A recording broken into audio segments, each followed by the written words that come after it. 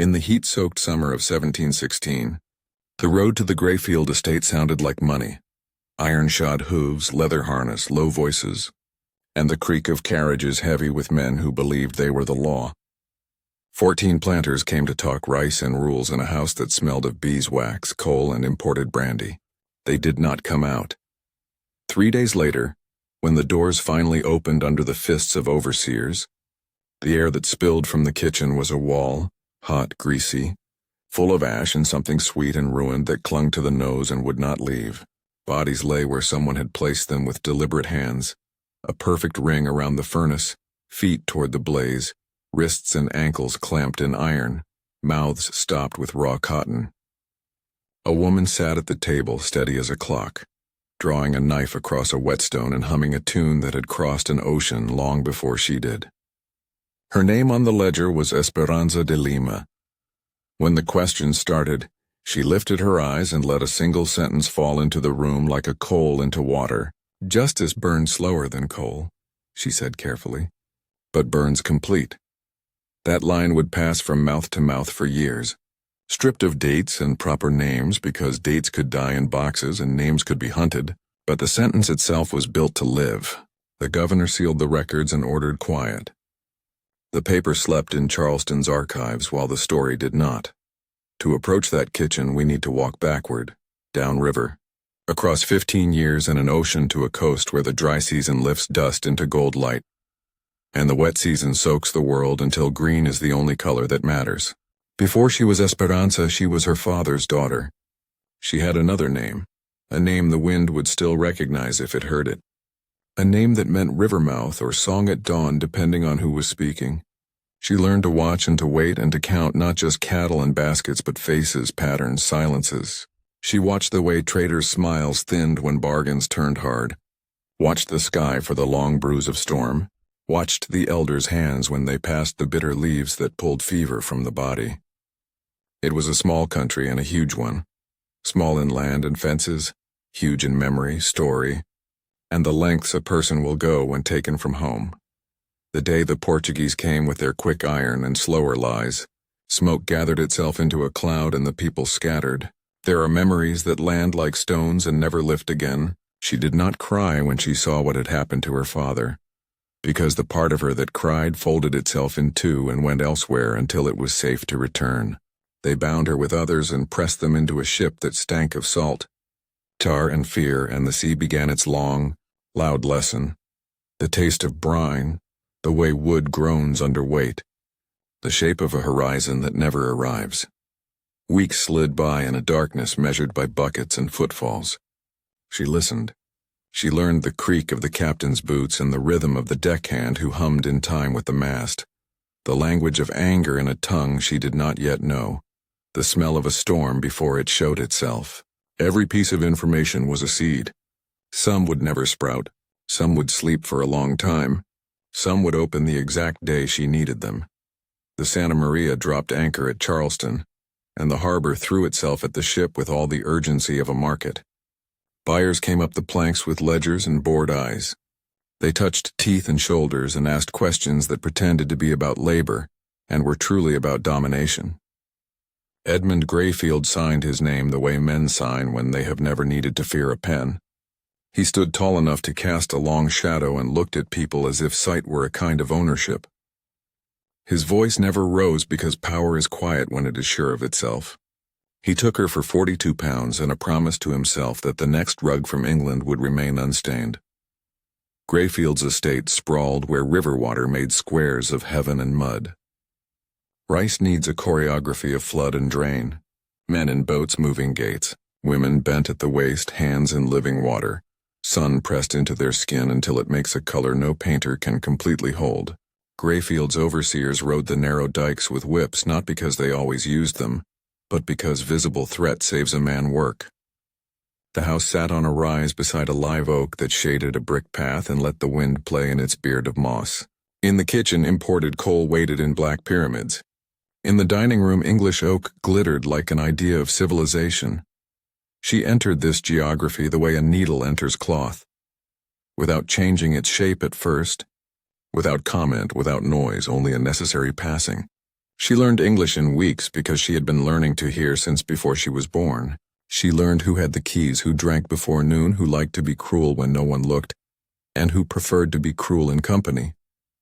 She learned which cook would trade an onion for a story and which would trade nothing for anything. She learned the furnace's voice, as clear to her as a person's, how its breath quickened when the draft was wrong, and how it sank into itself when it was fed exactly what it wanted. The Rice Council began meeting at Grayfield once a month, as if the moon ordered their habits.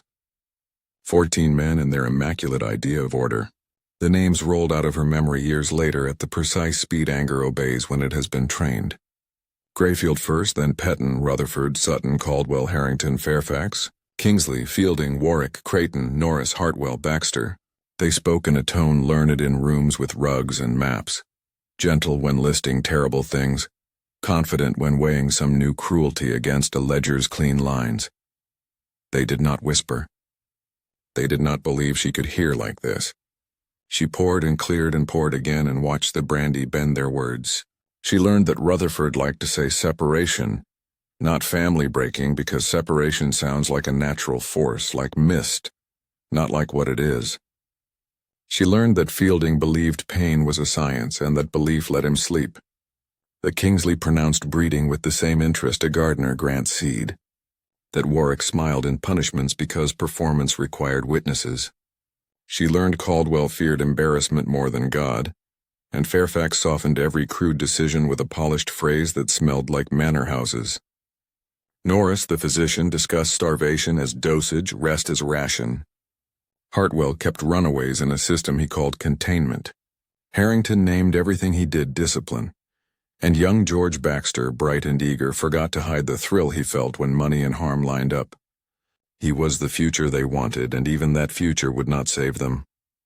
For 15 years, Esperanza's face did what faces do when it must. It became a wall that revealed nothing. Behind it, a city rose.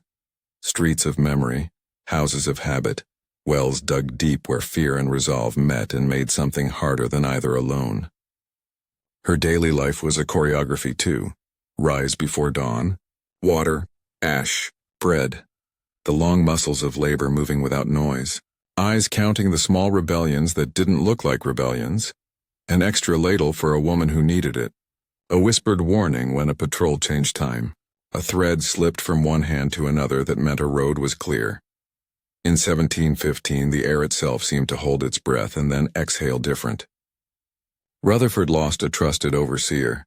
Patrol routes changed. The Spanish in Florida listened more than they talked. And a young man on the Rutherford lands learned his letters in secret, slowly, as if each letter might explode if troubled. His ledger name was Boy Tom. His mother called him Kwame when no one could hear. He and Esperanza recognized each other the way two birds recognize a thermal in the same patch of sky. Not by signal exactly, but by lift.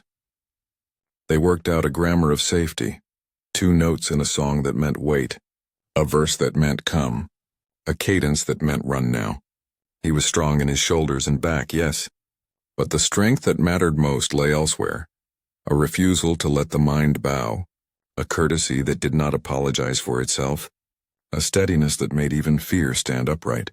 They built a net under the world. It looked like errands. It looked like trade. It looked like a cook in one house needing spice from another, and a boy carrying a basket down a path where no one paid attention to boys with baskets. It looked like gossip and was not gossip. It looked like religion and was not only religion. It carried hours, names, moods, gates that stuck, dogs that were lazy, doors that always squeaked on the third hinge, the sound of an overseer's cough, the time a planter fell asleep in his chair on Sundays like clockwork. Every detail had a place. They did not plan a dramatic hour. They planned hundreds of small ones. A woman downriver who could hide 3 people for 2 nights. A carpenter who could remove a piece of an outer wall that looked permanent and was not. A fisherman with a boat that always left late on Thursdays without anyone asking why. And further south, a chain of hands that could carry a message to the Spanish where sanctuary lived with caveats but lived still. If you have never seen an invisible city, this is what it is like. It is made of roots and favors and the understanding that debt is a kind of promise and promises, properly held, can form a bridge. Then Grayfield spoke the word that turned strategy into inevitability: breeding. The calm with which he said it cut deeper than the word itself. He explained that some bodies would be moved to a separate compound and watched. The men around the table nodded like magistrates. He placed Esperanza's name at the top of that list with the care of a man placing a vase on a shelf. That night under the cypress, with the insects making a music heavy as velvet, Kwame argued the case for flight. He had a way out, he said. A trader who would trade more than goods. A route to St. Augustine measured not in miles, but in nights and silences. We can breathe, he said. We can build something. Esperanza listened. She always listened. Running saves us, she answered in the Portuguese that belonged only to them. It changes nothing. A house rebuilt on the same foundation will always be the same house. She spoke without heat, the way she had learned to talk to herself when fear needed a steadying. These men think they are monuments. They are habits. Habits can be broken. There are moments when a person turns a knob inside themselves and no one else hears the latch fall. From that night, the furnace became more than iron and fire. It became a method. Coal does not care why you feed it. It only cares that you do. 3 weeks of preparation can feel like a day and a year simultaneously. She doubled routine tasks she had done 1,000 times so no one would see any task as new. She moved chains to where they could be grabbed in half a breath and wrote no notes because her mind was sufficient ink. She practiced lifting a body by the shoulders and understood exactly how many breaths she would need to cross the hall with each man. She measured the furnace's hunger with a shovel. She practiced smiling with her eyes when the mouth could not risk it. She slept less, which is different from not sleeping at all because less sleep has a color. It is blue around the edges. A morning came that was like all the others until it wasn't. The moon slid past its mark. The tide on the river had the right shape. She laid the table. She aligned the candles. She checked her hands for tremor and found none. The men arrived on time. Power makes punctuality a habit. Discussions unfolded in the order she had predicted. They drank when she expected. They did not change seats. They saved their most grotesquely creative ideas for after dinner, when the edges of words soften and men reveal who they are. Baxter talked about a new idea for extracting value from bodies that had given what they could as if value were a rind, and he wanted the pith. Petton described incentive and meant punishment with a ribbon on it. Rutherford took out his pistols and polished them where everyone could see. A theater of threat he believed was subtle. They all laughed when the ledger allowed it, and went quiet when calculation required both hands. Esperanza kept count in the corner of her eye. Sips, glances, pride.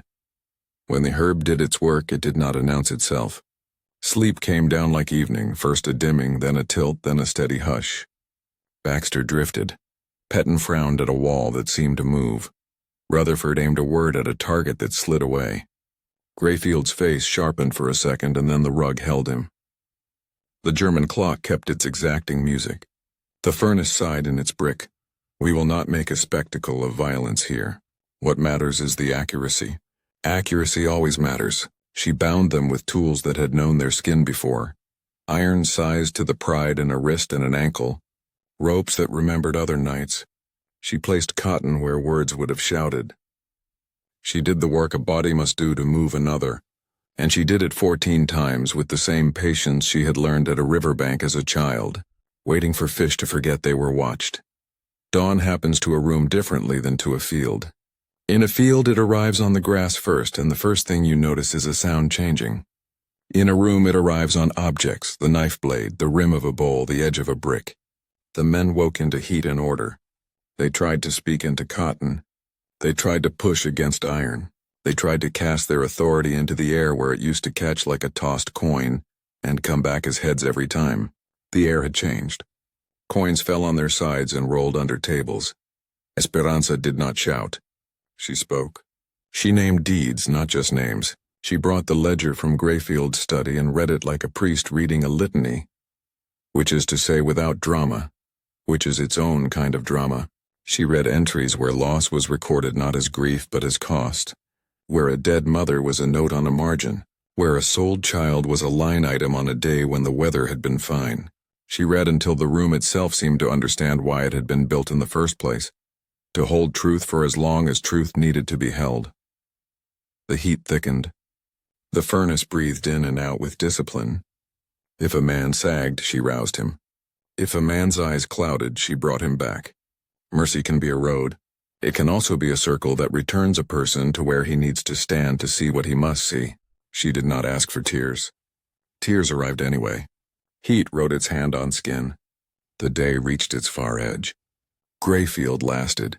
The way wealth lasts past the hour it should, but not forever. When at last he tried to bargain with the paper and coin he had always believed were talismans, she told him something that made even the furnace seem to listen. I want you to know you were wrong. It is a simple sentence. It carries enough weight to change a country. Morning out in the fields remembered itself and began again. Tools lifted. Feet slid into mud. Voices gathered. The door opened. The circle lay complete. The woman sat at the table, blade whispering against stone, a song turning in her mouth like a small wheel. The overseers came with noise because noise was all they had. The governor closed the circle with silence because silence was his instrument. Tragic fire, they wrote. Record sealed. Move the remaining hands to new places. Change the talk. Change the roots. Send the woman into a future where bodies are ground to silver dust. The Spanish minds eat even names, but stories travel in vessels that don't sink this easily. A clerk in Havana wrote about a woman transferred under dark as if darkness was a kind of permission. He wrote that she spoke of kitchens as classrooms, and fear as a subject that could be taught to the right people at exactly the right time. He did not write her name, maybe because he did not hear it, maybe because he understood that some names thrive better as rumor. In Carolina, quiet acts multiplied, not because the world had become braver overnight, but because the imagination had changed its angle by a degree or two. The amount a ship needs to miss a reef it once struck again and again. Fires began in corners where fires do not begin. Feed spoiled in ways feed does not spoil. An overseer fell when a girth that had never slipped. Tools vanished when tools mattered most. Above all, knowledge moved. Who slept where? Which door was never locked because someone always forgot? Which gate stuck if you did not lift as you pushed? Which planter told what secrets when brandy was in play? The map was redrawn without ink. The council never met again. Men who once rode alone began riding with two, then four. Some softened out of self-preservation, discovering that fear can make even cruelty seem inefficient. Others doubled down and created a climate where efficiency was impossible, because people do not work well under the kind of terror that never switches off. The legislature wrote new rules with familiar verbs: restrict, forbid, punish. But laws work best on straight roads. The roads people now traveled bent and ran through kitchens and gardens and hymnals and laughter that had two meanings, one inside the other like a set of nested bowls. Time, which had been a weight, became a tool. In 1739, a riverbank south of Charleston saw a different kind of mourning. Drums, shouts, the crack of wood on wood, a new grammar written with footsteps and fire. Later, men who were paid to decide what mattered would argue about whether that mourning owed anything to a kitchen 23 years earlier. Their arguments were data. Under the arguments lay a simpler truth. Once a person has seen power feel pain, it is difficult to convince that person that power cannot feel pain again. 50 years after the governor's seal pressed wax into paper, someone opened the file and found a thin record. No documents could encompass what had grown around the story like moss around a stone. The Grayfield kitchen had been pulled down decades before. The land left to weeds for reasons given as superstition, which is what people call history when it breathes. The tree still stood, and in a certain light the air around it looked wavy as if the ground were remembering heat.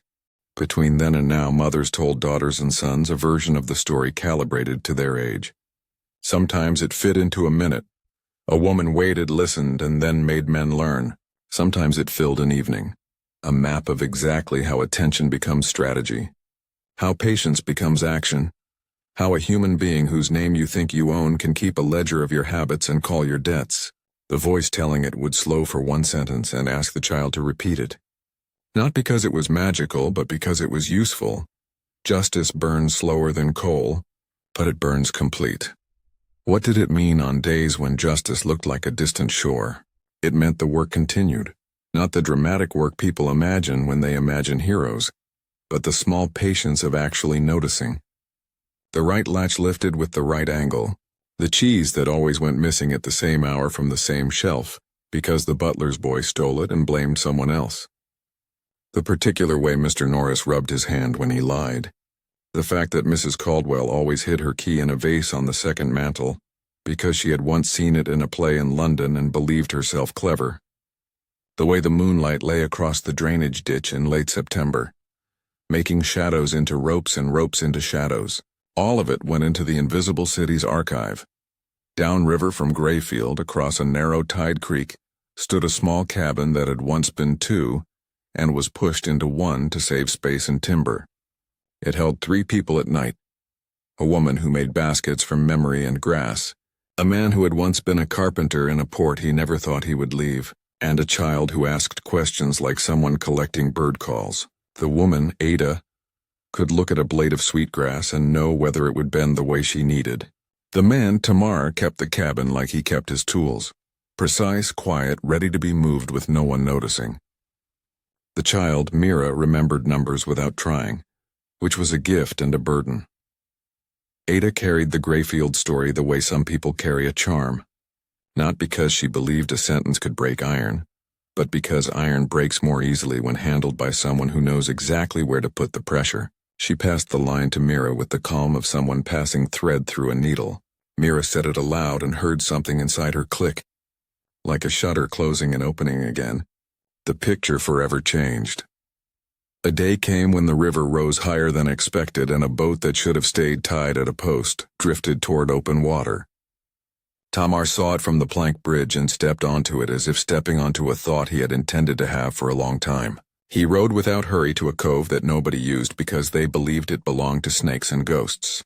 He tied the boat to a root that was older than any of them and placed 2 sacks under the forward seat where no one would look, one with salted fish, one with small tools. He covered them with a broken crate because a broken thing is sometimes safer than a whole one. People ignore broken things. Then he walked home and cut kindling and said nothing. Up coast, in a house where a window looked straight at the marsh and disliked what it saw, a planter's wife wrote in a diary the sort of sentences that look harmless and are not. She wrote, Mr. Hartwell's voice is much dulled by his continuing cough. She wrote, Boys in the kitchen have become lazy since more supervision was required. She wrote, My green fan has gone missing and I suspect one of the washing girls. She did not know her diary would travel in memory after the paper decayed, because the woman who poured her tea had the kind of mind that keeps documents without stealing them. When the time came, that mind turned the sentences into protection for someone else. Hartwell's cough meant his night patrols grew shorter. The kitchen's additional supervision meant the yard went neglected. The missing fan meant nothing except that a harsh eye would search in the wrong place at the right time. Information saves lives without making a sound. Further south, across a border that papers drew and people ignored when they needed to, a priest in St. Augustine wrote letters that never reached their destinations, because letters like that seldom do. He wrote about souls and used names and dates as priests must. He also wrote a list without names that traveled faster than any letter.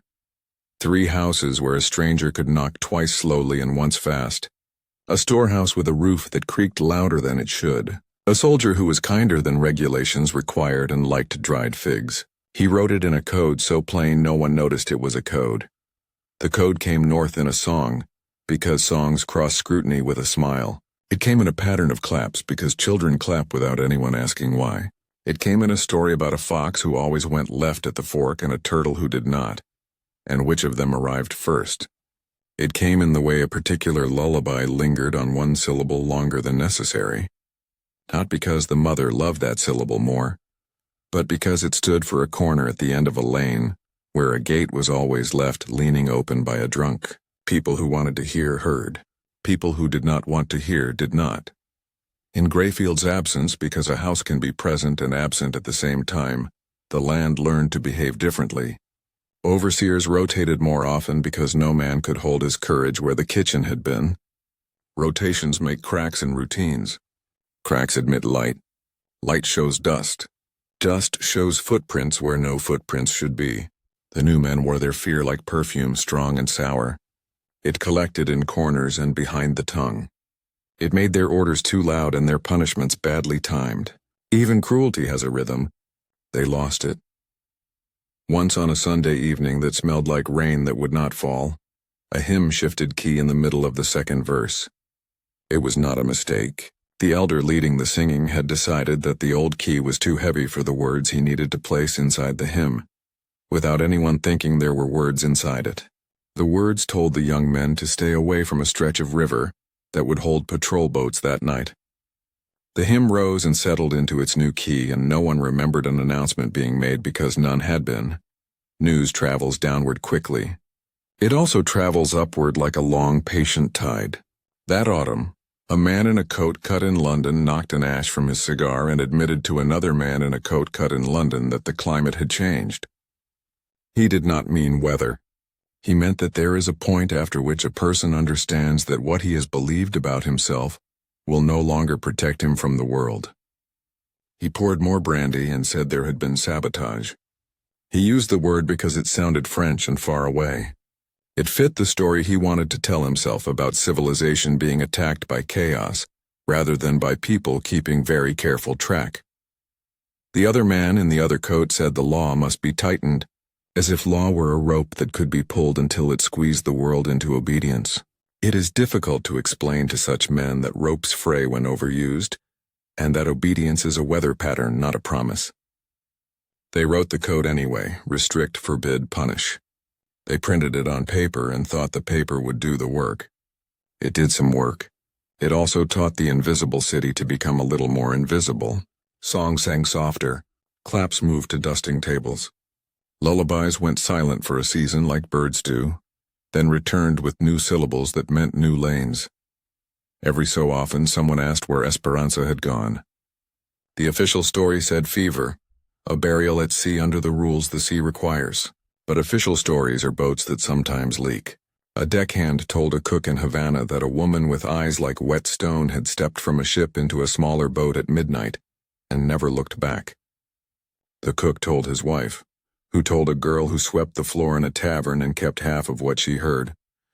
The girl grew into a woman who ran messages as if they were errands, and whenever she said the word kitchen, her mouth softened as if the word were a fruit. Whether Esperanza lived to see the Spanish fortress is a question that history cannot close. There are records that hint, and records that contradict the hint, and there are memories that refuse to say yes or no because maybe is safer. What matters is that the lesson kept moving. It arrived in places she never stood, carried by people she never touched, because actions move longer than people do. In a small house behind a street where barrels rolled all day, a fiddler learned to tilt a tune half a step when a patrol passed. He did not think of himself as political. He thought of himself as someone whose fingers tried to be accurate. The tilt told a woman across the way to close her back door and put the basket in the front because the men who would soon enter had a habit of taking the front basket without asking and would not think to check the back. The woman closed the back, opened the front, and 3 nights later a child slept where no child had slept before, and woke having crossed a line he did not feel. It is tempting to say that hope grew. It did, but not like a vine, not fast and showy. It grew like a root, quiet, underground, making room where there had been no room, pressing against rock when the rock would move, and curling around it when the rock would not. It found water deep down where water had no business being in a dry season. It taught patience new shapes. Now and then there were hours that remembered Grayfield exactly and burned bright. A house went up not because a lamp tipped over, but because a decision did. A field lay empty because the people in it had arranged to be somewhere else. A man who believed himself permanent saw his name become a whisper, then silence. In the aftermath, the world tried to reassert itself and sometimes succeeded for a while, because empires are very good at reasserting themselves. Then another hour arrived and another, and the root kept growing. Years later, a child born free in a town with a wall would hear the sentence and not know where it came from, only that it fit in the mouth and made the heart stand up a little taller. Justice burns slower than coal, someone would say. Maybe while fixing a shoe, maybe while looking up at gulls who did not know about borders. But it burns complete. The child would ask how long slower meant, and the someone would say as long as it must, which is an answer and not an answer, and the right one. If you want to know whether everything was revealed, look at the way people flinch when a certain street is named. Look at the empty patch of ground where a kitchen should have been, and the way nobody even now likes to stand there at noon. Listen to the gaps in old men's stories where a laugh should go. Feel how certain walls in certain houses feel warmer than the air would explain. We are trained to measure truth in pages and signatures. A better instrument sometimes is a room's temperature when a particular name enters it. And if you ask whether there are secrets left, remember that archives are only one way a culture stores memory. There is also muscle and scar and lullaby. There are recipes that call for a pinch too much salt on purpose because salt hides a bitter taste someone might recognize. There are roots that pretend to be wrong and are right. There are keys left in plain sight because plain sight is a kind of lock.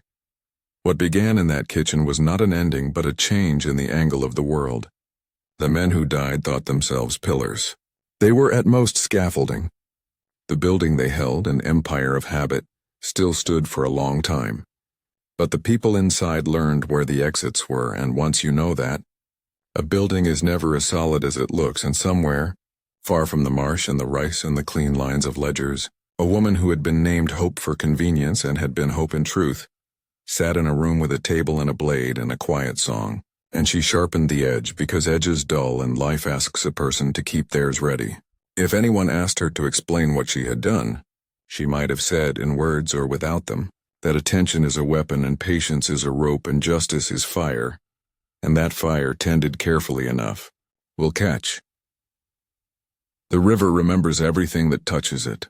Oars, rain, moonlight, ash, and carries each memory forward, mixing it with the next. After the Grayfield kitchen fell silent, the Ashley and the Cooper and all the narrow creeks between them learned to move with a new caution, as if the water itself suspected that men with paper and seals would try to command what cannot be commanded. Ada's yard lay just beyond a stand of palmetto where the tide made a whispering sound some evenings like far-off applause. Her baskets dried on poles, gleaming with the soft sheen that sweetgrass holds when it has been coaxed, not forced, into the curve it prefers. Tamar kept his tools wrapped in a quilt so old the colors had gone quiet. Mira sat on the step and counted anything that would sit still long enough to be counted. Shells, steps, the number of times the old rooster shouted at the sky for reasons he never explained. They spoke little about Grayfield because some words call attention like lanterns at midnight. But the air around their table held a shape the way air holds the shape of a bell you can't see, lingering as a hum in the room even after the bell stops ringing. When Esperanza's sentence traveled through their door, it did not arrive in a human voice. It arrived as a thing the house suddenly knew, the way a body knows to brace when it sees lightning cut a cloud in half. That summer, Ada took in a girl from a neighboring field where the rice ran mean, and the overseer's horse stepped on hands for sport. The girl's name was Hester. She had a way of standing that made her look smaller than she was until she spoke. Her voice had no edges, but it climbed inside a person and stayed. Ada showed Hester how to cut sweetgrass close to the earth, without angering the snake that slept under the cool, and how to lay the strip so the memory of the field stayed in the basket, a strength you could feel when you lifted it full. You weave for what it must carry, Ada said. If it is to carry beans, weave for beans. If it is to carry a secret, weave for silence. Hester nodded as if the words were water she could drink later. On a Wednesday when the tide pulled hard and stayed low longer than it should, Tamar walked the narrow plank bridge to the cove with the boat tied to its old route. The sacks remained where he'd left them. Fish, tools, the broken crate like a shameless decoy. He added a folded cloth and a small axe that looked like a toy until it met wood. Then he sat in the boat and let it rock, neither planning nor not planning, just letting the body remember what a boat means. A direction, a risk, a chance to make a straight line through a world full of crooked ones. Across the water in Charleston, A clerk in a counting house looked up from his desk and wondered why the room felt warmer than the day warranted. He shook his head and returned to his ledger, marking crates of molasses and bales of cotton and 2 lines that read simply, "Human cargo, delivered," as if the words themselves could blunt what was meant. His pen scratched with the faith of men who believe ink is stronger than memory. Outside, sailors called to one another with a music that did not care about ledgers. Down by the docks, men from Barbados and men from the Bight of Benin and men from Lisbon and Bristol ran ropes and shouldered crates and learned one another's names in that quick, practical way port people do when they must cooperate without ever promising friendship. Among them worked a maroon named Cojo, who had found his way north in the belly of a sloop and stayed because he liked the angle of the light on this harbor and the way the marsh grass sang. He laughed easily. He did not forget easily. He wore a small brass ring that made men who paid close attention think twice before deciding he belonged to anyone but himself. Kojo heard whispers about a kitchen where Cole learned a second lesson. Whispers of this kind travel best when the sea breeze is neither too strong to carry them off, nor too weak to move them at all. He tucked the story beside 2 others, one about a priest who kept a list, another about a woman whose pockets always held dried figs, and he waited for a day when someone's life would hinge on something as minor as remembering which alley emptied into which courtyard. He marked the alley in his mind. He marked the courtyard. He marked the hour when shadows made one look like the other. In a low white house beyond the city, Mrs. Eliza Caldwell woke before the sun and wrote 5 sentences in a neat hand, a ritual that kept her mind from unraveling its own threads. She wrote, "The kitchen girls have grown suspicious, and I cannot tell whether this is their nature or the recent talk." She wrote, "Mr. Caldwell thinks the men should gather again as in the old days, and I have told him I would sooner dine with ghosts." She wrote, "The new overseer, Silas Trent, has eyes like nails, sharp, thin, and always searching for a board to pin." She paused, her pen like a small spear. She added, "I dreamed last night of a ring of stones around a fire, and when I woke the room was hot though every window stood open." Then she closed the book and smoothed its cover as if calming a child. Silas Trent trained himself to hear trouble in ordinary sound, the soft thump of a jar set down too quickly, the brief silence before laughter, the particular scuff of a foot that means someone changed their mind mid-step. He believed fear was a virtue if properly applied.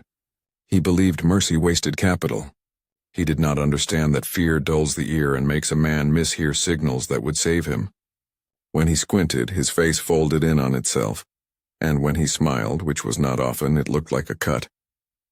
He rode the dikes at dusk to watch shadows lengthen into lies he thought he could understand. On a Tuesday, he pulled up outside the Caldwell kitchen and watched a circle of women shell peas into a large tin.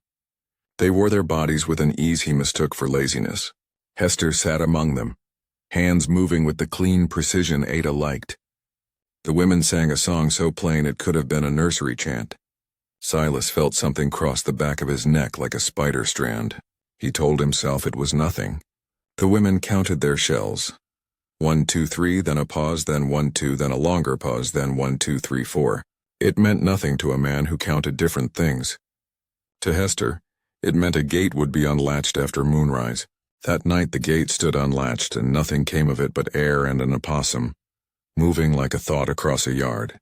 2 nights later, when a man named Jonah touched the gate and slid through it without a sound, he entered a corridor of darkness half-stitched from luck and half from labor. He crossed the Caldwell yard and the Warwick yard and the lane that fed both kitchens, and when a dog lifted its nose to test the night, a heel of bread landed with the quietest possible thud in front of its muzzle, a generosity planned by the woman who bakes and knows exactly how far a dog will follow a gift before remembering duty. Jonah moved like a man who has practiced stillness more often than motion. In the Warwick house, a broom leaned against a doorframe at a particular angle, the sign that the butler who owed a debt had done what he promised and placed a key where it must be placed. Jonah took the key and opened a small closet that looked like it contained only linen. Linen fell forward in a perfumed rush. Behind it sat a narrow panel held in place by a simple catch that a carpenter with a careful hand could part. Behind that, a passage meant for no one but mice and a single human being who knew how to breathe like a mouse when necessary. He crossed under the house and entered the pantry from below, where he found a loaf set aside too neatly to be an accident, and a skin of water that could have been meant for someone else but was not. He drank, took the smaller half of the bread, and left the larger for whatever plan tomorrow might demand of whatever person might be braver or hungrier than he was. One kindness sets a place at a table for the next. Beyond the Warwick lands, the road ran along a ditch where frogs sang a raw hymn. Jonah hugged the ditch. At a bend where the road turned and the ditch went straight, a shadow lifted from the reeds and grew a face. Kojo. Left. Kojo whispered in a voice that made the word feel like a compass point. They walked in silence to the cove. Tamar's boat waited with the patience of a good tool. Push when the wind drops, Kojo said. Not before. You'll be visible too long on the angle if you go now. Jonah nodded and set his jaw. Kojo placed a small brass token in Jonah's palm and closed his fingers over it. Show that to a woman in a red scarf in a town with a wall, he said. She will argue about figs. Let her win. They waited for the wind to lose interest. When it did, the oars spoke to the water softly, like old friends who understand the need to keep a conversation quiet. The river did what it always does for those who treat it with courtesy. It carried them as if their effort were its idea. Dawn found Jonah in a thick stand of reeds, listening to the sound the marsh makes when it wakes. He had slept in 10 pieces and assembled himself at first light. The brass token pressed a small circle into his palm. He thought of the people whose minutes had purchased the hour he was using now. He did not promise them anything, because promises of that sort say too much. He did what was in front of him. Untied, pushed, rode, breathed, counted. In the city, Mrs. Caldwell's diary turned a page. She wrote, Silas rides too often and returns with nothing but dust. She wrote, I dream again of the ring of stones and my sleep is a furnace. She added a line she crossed out immediately and then wrote again because the first crossing out had not satisfied her. I do not believe we can repair what we have made of this country. Then she saved her hand with a note about lilies. Silas. Trent found his first proof of what he already believed on a night when proof wanted to be found. A lantern turned over in the Warwick pantry. A spark jumped. The women put out the flame with blankets and a cool intelligence he mistook for accident. The next morning he pointed at the scorch mark like a man who had discovered gravity and announced to Mr. Warwick that malice had entered the house. Mr. Warwick, pale to shade no gentleman wants to show another gentleman and asked Silas to finish his investigation in a less public tone. So Silas watched until watching turned into seeing. He saw a rhythm in how pots were moved and did not know he had seen it. He saw a broom lean and did not know what it meant. He saw Mira, who had come with Ada to deliver baskets, count the stair steps with her eyes and smile, a soft private smile that included numbers. He corrected his idea of where danger sat, but not enough. He doubled a patrol where he should have halved it. He turned left where a man who understood kitchens would have turned right. He sharpened punishment when he should have dulled it. He grabbed the wrong thread and pulled, and when the fabric tore, he congratulated himself for the sound rather than worrying about the whole. Weeks ran forward with their many small days. Letters traveled in the mouths of songs and under the tongues of children. If someone had drawn the network on a wall, it would have looked like a spider's favorite dream. Fine threads, anchored in 7 places and then 70, quivering when touched, telling the whole web which strand had been plucked.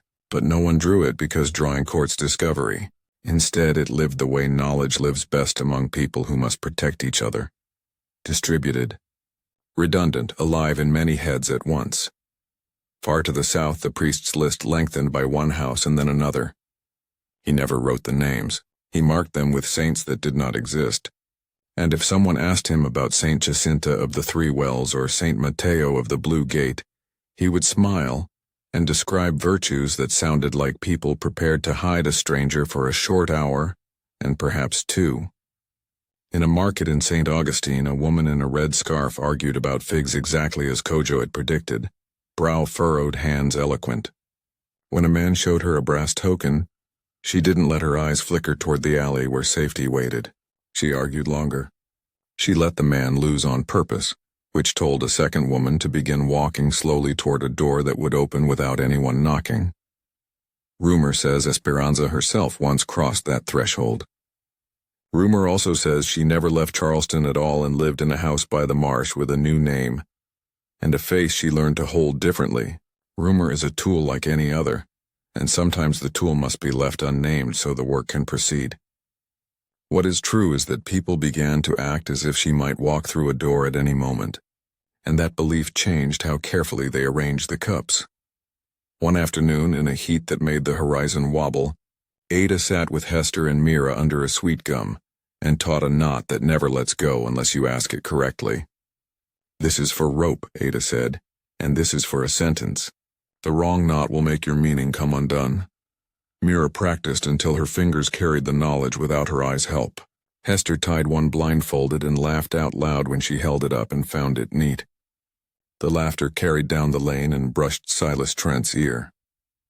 He turned his head, surprised by joy where he did not expect it, and the expression confused him. At Grayfield, the ground where the kitchen had been, refused to grow anything for a long time. Overseers said the soil had turned stubborn and needed lime. New owners tried to make a dairy of it and then a storage shed. Each structure drew trouble.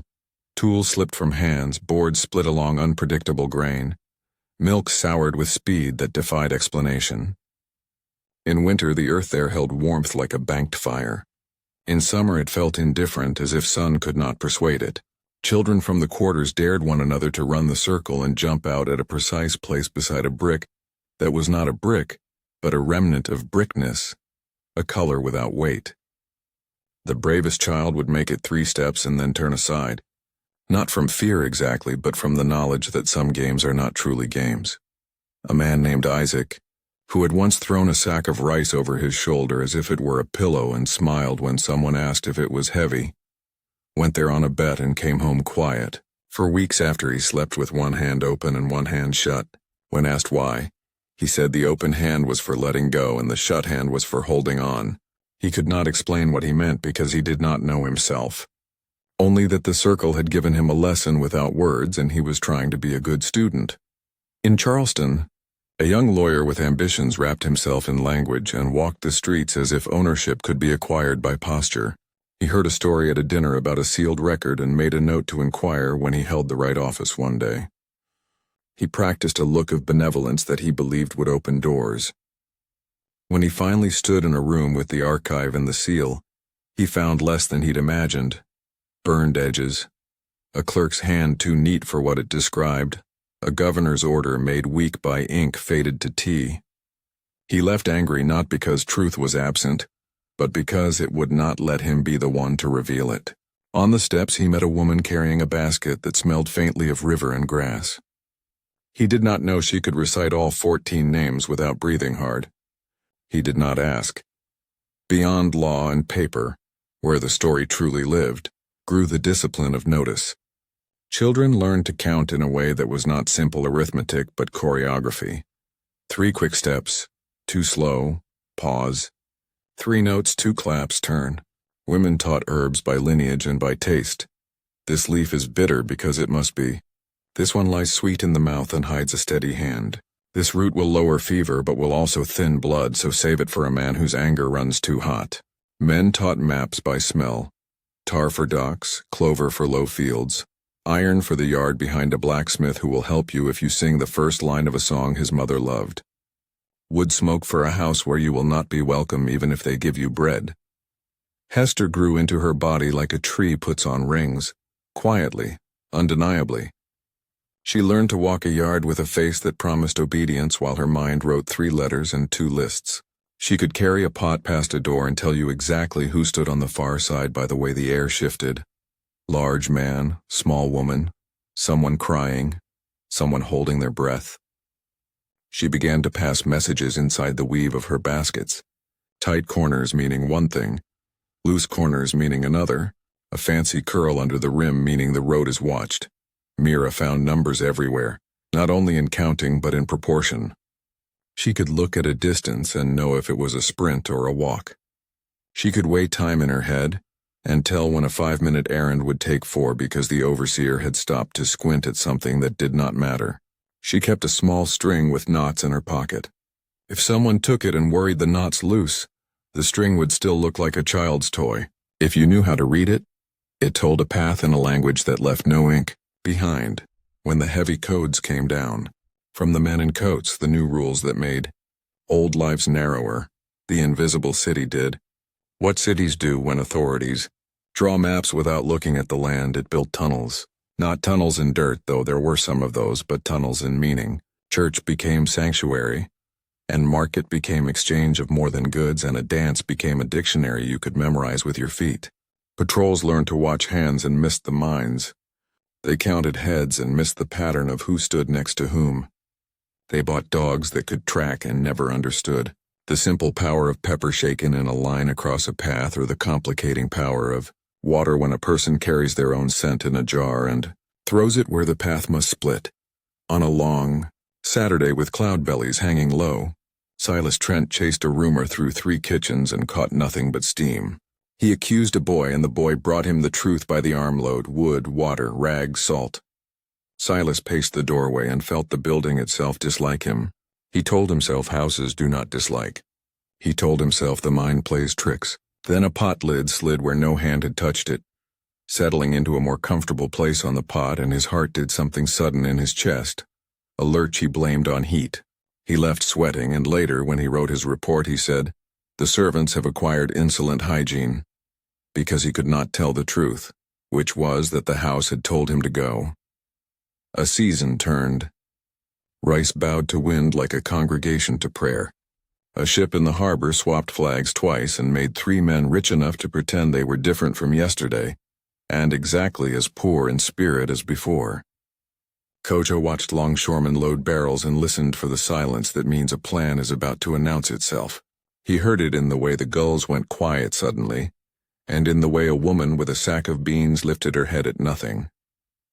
He turned and saw Jonah, older by a year that had been 10 years long, standing near the edge of the pier with a face like someone who remembers 2 homes, the one behind and the one still far away. They did not greet like men reunited. They nodded like men in a plan. Cojo flicked his eyes toward the end of the pier, where a man in a cheap frock coat stood studying the water as if it owed him an explanation. "New patrol," Cojo said. "Cheap shoes. Splinters will teach him what he needs to know." Jonah smiled with half his mouth. "Teach him faster," he said. Cojo lifted a crate and stepped, and the crate's nail kissed the man's coat just enough to pull a thread that would bother him for a week. "We are generous with our education," Cojo murmured. In the nights that followed, a rumor tiptoed into Charleston from the south. A group of people in Spanish territory had formed a habit of listening from their roofs at dusk and whistling 3 notes if a stranger approached the right door. The 3 notes were ordinary.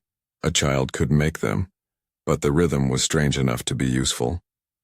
The rumor brought a recipe for ash that, when tossed into a hearth fire, would lift a particular smell into the air. If the smell carried from the right chimney, a friend would know to prepare a pallet and a bowl and a question that sounded like, "Would you like water?" and meant, "Are you pursued?"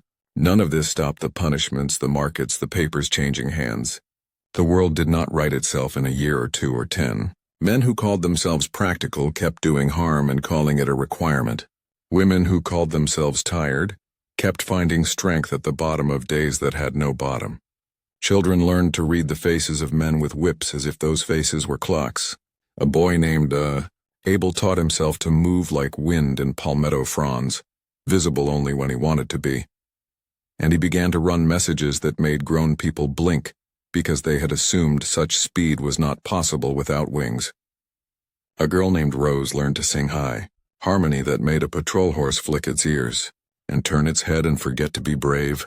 For just 3 steps, enough time for a boy to slide under a fence and vanish into a sea of sugarcane. Some winter nights Ada told Mira and Hester a longer story than the Grayfield kitchen, A story that began with women sitting in a circle in a different land, grinding leaves into a paste that smelled like rain and sorghum. She told them the paste held memory of grandmothers, of drought years survived, of daughters born and sons lost. She said recipes were records no law could seize.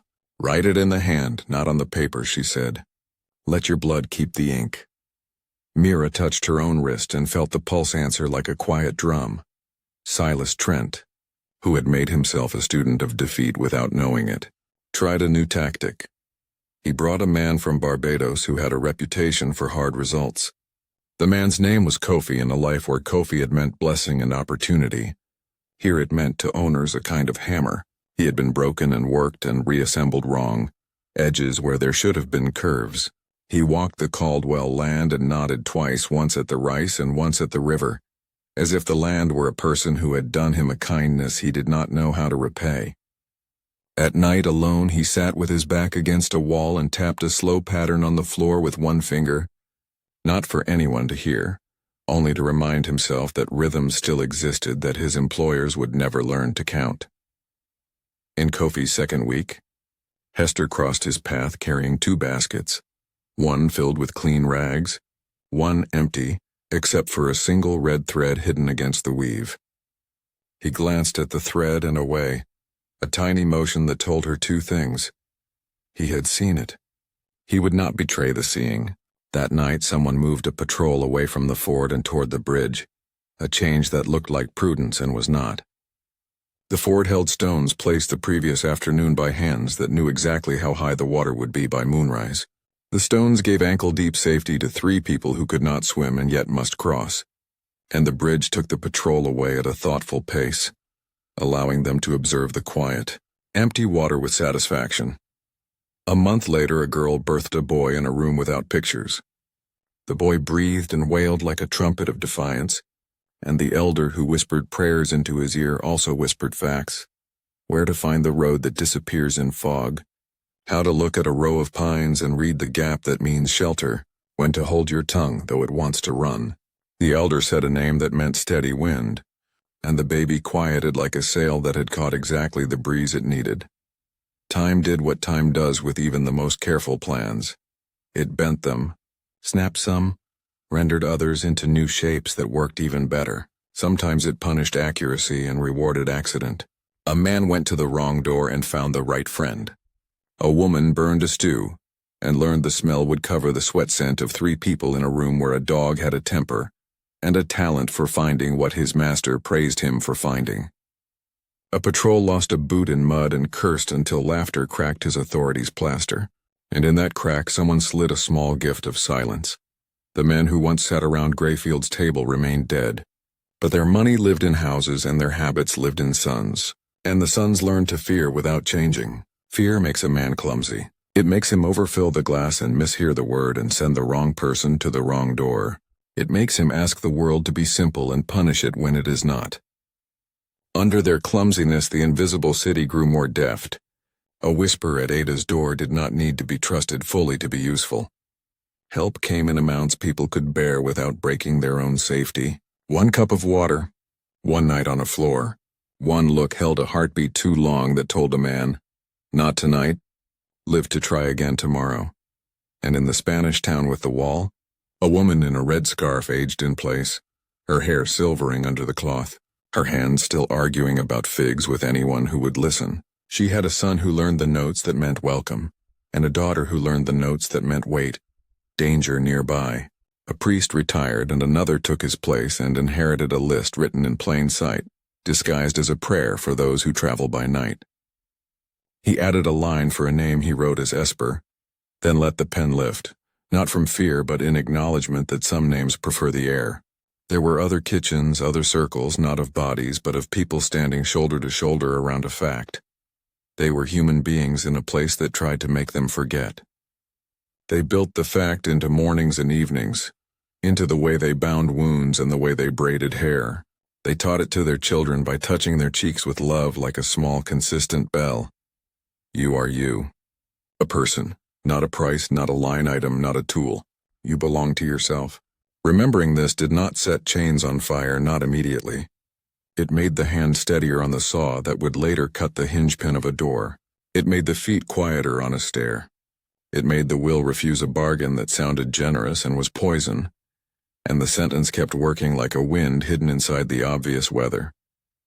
Justice burns slower than coal, but burns complete.